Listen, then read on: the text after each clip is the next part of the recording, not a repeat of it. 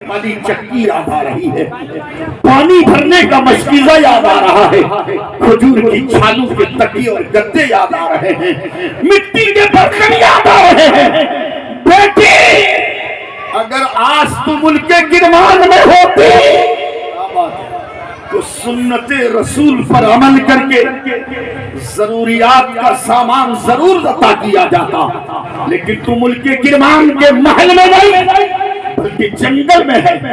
इस झोपड़ी में जाते जाते नबी की सुन्नत छूटने न पाए, झोपड़ी के ताक पर कपड़े में लपटा हुआ कुरान अजीम रखा है।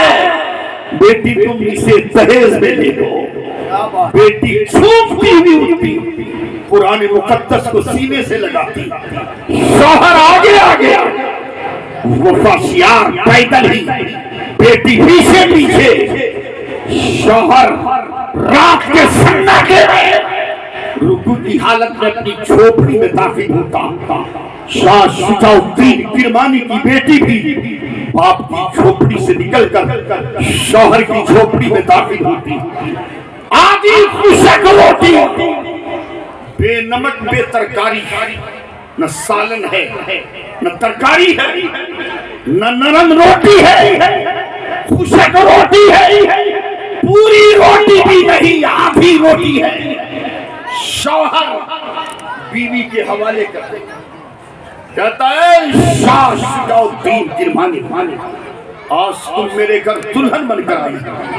अगर किसी मालदार घर में ब्याह कर जाती तेरे लिए तरह तरह के खाने तैयार किए जाते, लेकिन आज एक गरीब शौहर के घर ब्याह कर आई है, ये आधी खुशक रोटी है। नारे तकबीर, नारे रिसालत, मसलके आला हजरत फैज़ान ताज शरिया कॉन्फ्रेंस हज़रत अल्लामा मुफ्ती ज़ियाउद्दीन साहब क़िबला, नारे तकबीर।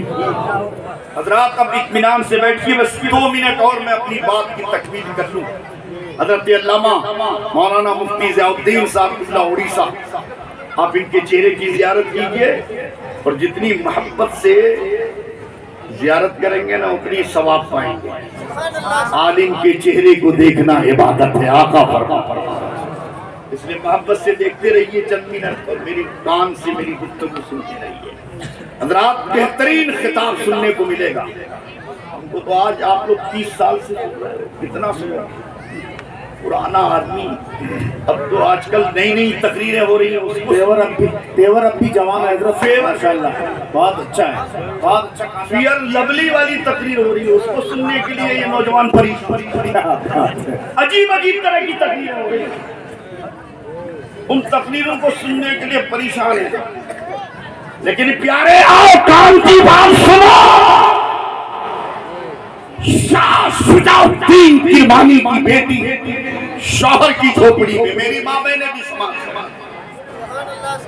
शौहर आधी खुशक रोटी बेनमक बेतरकारी लेकर बीवी के पास, ऐ शाह शुजाउद्दीन किरमानी की बेटी, आज अगर तुम किसी मालदार घर में ब्याह कर जाती तेरे लिए तरह तरह के खाने तैयार किए जाते, अनवार अक़साम के खाने तैयार किए जाते, लेकिन आज एक गरीब शौहर के घर ब्याह कर आई है, आधी खुशक रोटी है, बेनमक बेतरकारी है, इसे तुम खा लो और खुदा का शुक्र अदा करो।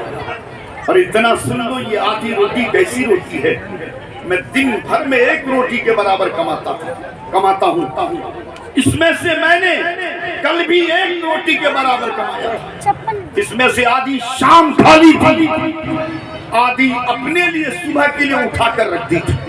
इतने में तुम मेरे घर दुल्हन बनकर आई, ये आधी खुशक रोटी है, बेनमक में तरकारी है, ये तेरे हवाले, तू इसे खा ले, खुदा का शुक्र अदा कर दे। इतना सुनना था।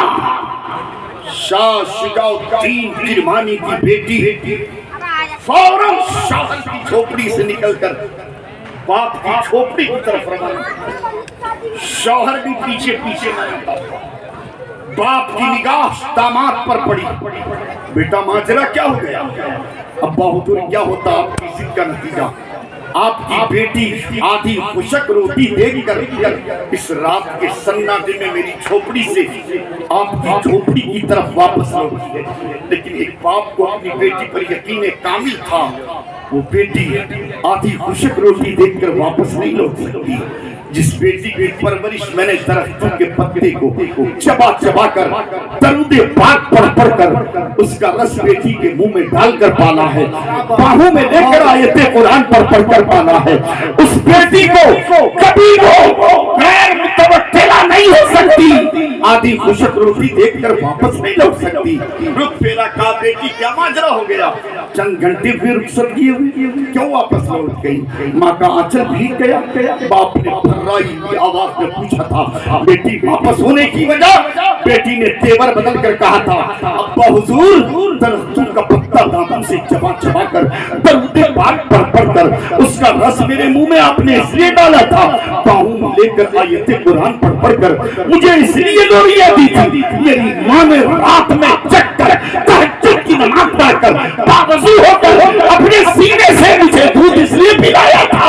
मेरी माँ ने चूल्हे में डालकर आज की ज़माने में यूं कहकर मुझे इसलिए पाला था। तू सो जा या मुस्तफा कहते कहते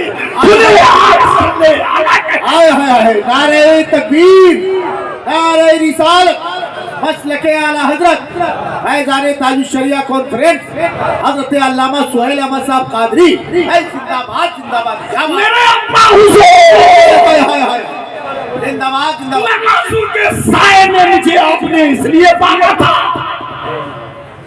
रोजों के साए में मेरी परवरिश इसलिए हुई, कुरान की तिलावतों के साए में मुझे इसलिए पाला गया, हदीसे रसूल की गुनगुनाहट के साए में मुझे इसलिए पाला गया, चाश तो इशराक के साए में मेरे अब्बा हुजूर मेरी परवरिश इसलिए कि मेरी शादी एक ऐसे लड़के से होती जिसके दिल में खुदा पर भरोसा नहीं है, हाय हाय हाय हाय हाय, जो बेतवक्कुल है, क्या बात है, रात खाता है और सुबह के लिए उठाकर रख देता है।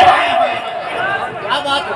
और फिर शाह शुजाउद्दीन किरमानी की बेटी ने रुख बदल कर कहा था, ऐ शौहर नामदार, ऐ मेरे सर के ताजदार, ऐ कश्तिए हयात के ठेवनहार, ऐ मेरे मालिको मुख्तार,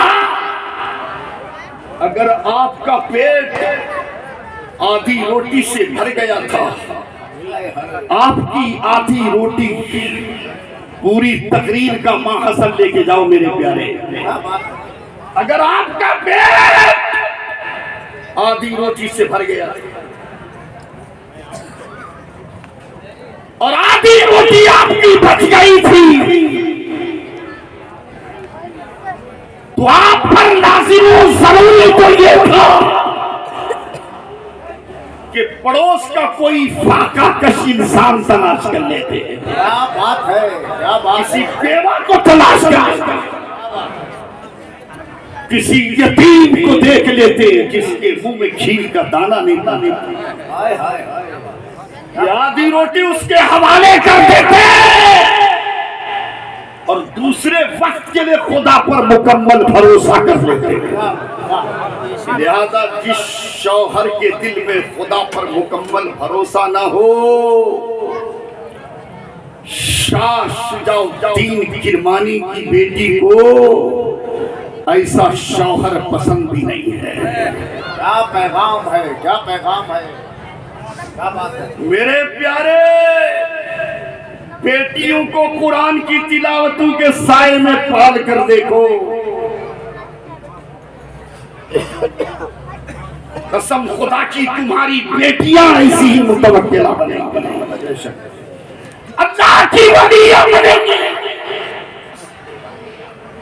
रात का पिछला पहर वादी सुनसान, जंगलों बयाबान, रात का पिछला पहर।